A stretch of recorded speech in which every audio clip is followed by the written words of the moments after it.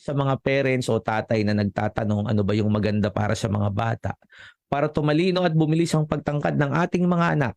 No, pampalakas ito lalo na sa mga bata.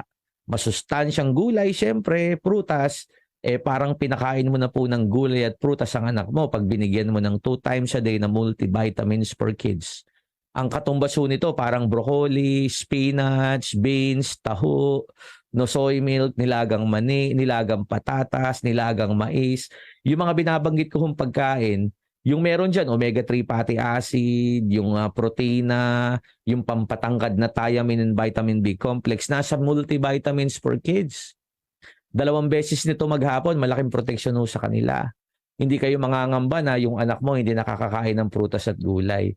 Pag binigyan mo sila nito 2 beses maghapon, parang binigyan mo na rin sila ng prutas at gulay, mga kapatid.